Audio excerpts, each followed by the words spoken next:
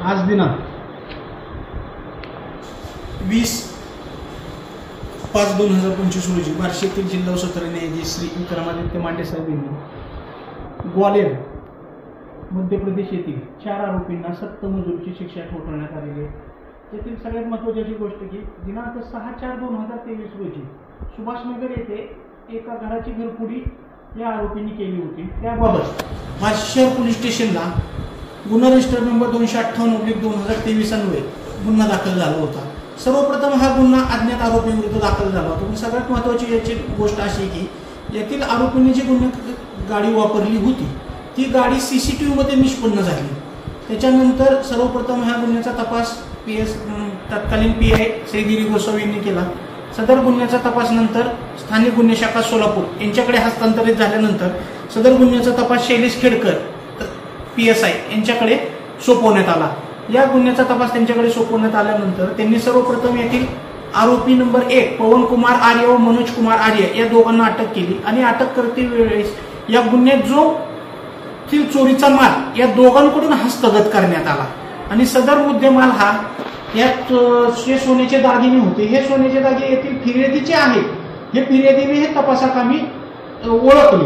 ही सर्वात महत्त्वाची गोष्ट या केसमध्ये होती। त्याच्यानंतर येथील आरोपी नंबर 3 जो होता दीपेंद्र सिंह राठोड हा सोनार आहे व त्याचं ग्वालेर येथे सोन्याचं दुकान आहे। येथील आरोपीने येथील गुन्ह्यातील सोन्याचा काही माल या आरोपी नंबर 3 दीपेंद्र सिंह राठोड यांना विक्री केला होता आणि तो जो सोन्याचा माल होता तो त्याने वितळून त्याची लगड बनवली होती आणि ही जी लगड होती ही लगड एक सोनी म्हणून तिथे ग्वालेर येथील एक सराफ होता तो सराफाच्या माध्यमातून बाहेती या सराफाला त्यांनी ती लगड विक्री केली होती आणि ती लगड विक्री केल्यानंतर पोलिसाच्या तपासामध्ये असं निष्पन्न झालं की दीपेंद्र सिंह राठोड याचा ह्या गुन्ह्यामध्ये सहभाग आहे। नंतर दीपेंद्र सिंह राठोडला अटक केल्यानंतर येथील तपासाकामी त्यांनी हे सोन्याची लगड कुणाला विकली आणि त्याचे वितळ कशा पद्धतीने वितळवले हे सर्व गोष्टी त्यांनी त्याच्या तपासामध्ये सांगितल्यानंतर पोलिसांनी ही लगड जप्त केली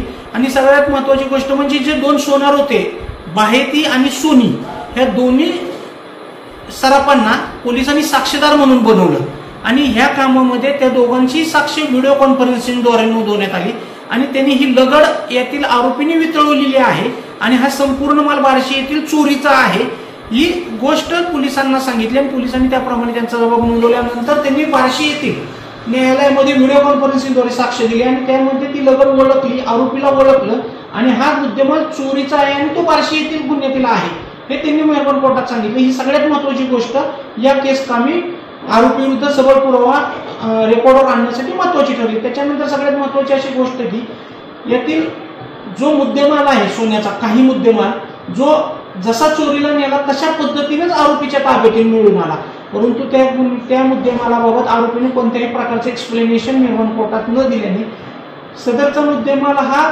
फिर्यादीने ओळखला की त्याचीच अंगठी आहे त्याचीच बोरमाळा आहे आणि ही सगळ्यात महत्त्वाची बाब ठरली की आरोपीच्या ताब्यात हा फिर्यादीचा मुद्देमाल कसा आला। आणि आणखी महत्त्वाची गोष्ट म्हणजे जी गाडी येथील आरोपीने गुन्हा करण्यासाठी वापरली होती ती CCTV मध्ये निष्पन्न झाली आणि तीच गाडी ह्या आरोपीकडून ताब्यात घेण्यात आली। आरोपी हे ग्वालेरचे आहेत परंतु ती गाडी आरोपींच्या ताब्यात कशी आली आणि ती गाडी बार्शी येथे गुन्हा घडलेल्या ठिकाणांमध्ये निष्पन्न झालेली आहे याच्या बाबतीत या आरोपीने कोणत्याही प्रकारचे एक्सप्लेनेशन मेहरबान कोर्टात रेकॉर्डवर दिलं नाही आणि सर्व CCTV फुटेज कलेक्ट केले आणि ह्या संपूर्ण बाबी मेहरबान कोर्टासमोर रेकॉर्ड आणल्या आणि ह्याच्या तपासाकामी सुरुवातीचा जो PI गिरी गोसावी यांनी तपास केला होता तर तपासा अनुषंगाने काही कागदपत्र ठाणे गुन्हे शाखेचे PI शैलेश खेडेकर यांच्याकडे हस्तांतरण करण्यात आली आणि ह्यांनी त्या गुन्ह्यामधील जे सर्व आरोपी होते या आरोपींना अटक केली। अटक केल्यानंतर त्यांच्याकडून संपूर्ण गुन्ह्यात मुद्देमाल जप्त केला, गाडी जप्त केली, गुन्ह्यासाठी वापरण्यात आलेले संपूर्ण वस्तू जप्त करण्यात आली आणि ही संपूर्ण बाब तपासाकामी आणि कोर्टामध्ये चौकशी कामी रेकॉर्डवर आली पुराव्याकामी। ही बाब यातील आरोपींना दोषारोप निश्चित करण्यासाठी आणि गुन्हा साबित करण्यासाठी अत्यंत महत्त्वाची ठरलेली आहे। या कामी आरोपींना वेगवेगळ्या गुन्ह्यात शिक्षा वेगवेगळ्या गुन्ह्यात आम्ही शिक्षा ठोठावण्यात आली। सर्वप्रथम येथील आरोपींना पवन कुमार आर्य आरोपी नंबर 1 हा त्याला 454 या गुन्ह्यामध्ये 5 वर्षाची कारावासाची शिक्षा व 2 वर्षाचा दंड तसेच 380 भादवी कलम 380 प्रमाणे 5 वर्षाची शिक्षा आणि 2,000 रुपये दंड। आणि सर्वात आणखी महत्वाची गोष्ट म्हणजे ते पवन कुमार आर्य आणि मनोज कुमार आर्य यांना पूर्वी अशा स्वरूपाचा गुन्हा केल्याबाबत शिक्षा झालेली होती, ती संपूर्ण कागदपत्र आम्ही रेकॉर्डर आणल्यामुळे भारतीय दंडविधान कलम 75 अन्वये त्याला 5,000 रुपये दंड, 5,000 रुपये शिक्षा आणि 2,000 रुपये दंडची ठोठावण्यात आलेला आहे। त्याच्यानंतर आरोपी क्रमांक 2 मनोज कुमार आर्य आणि आरोपी क्रमांक 4 देवेंद्र गुजर यांना 380 कलमाखाली 5 वर्ष शिक्षा 2,000 रुपये दंड, 454 खाली 5 वर्षाची शिक्षा व 2,000 रुपये दंड।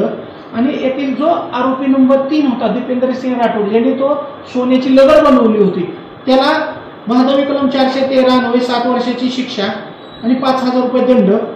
आणि कलम 201 प्रमाणे 3 वर्षाची कारावासाची शिक्षा आणि 2,000 रुपयाचा दंड अशा प्रमाणे शिक्षा ठोठावण्यात आलेली आहे। या संपूर्ण प्रकरणामध्ये माननीय जिल्हा सत्र न्यायाधीश विक्रमादित्य मांडे हे न्यायाधीश म्हणून काम पाहिले आणि यातील आरोपींना त्यांनी शिक्षा ठोठावण्यात आली। आणि सरकार पक्षातर्फे मी ॲडव्होकेट दिनेश देशमुख यांनी काम पाहिले, तपास अधिकारी म्हणून शैलेश खेडकर व तत्काळ बार्शी शहर पोलीस स्टेशनचे तत्कालीन PI गिरी गोसावी साहेब व कोर्ट पैरवी म्हणून गणेश ताकबाते यांनी काम पाहिलेले आहे।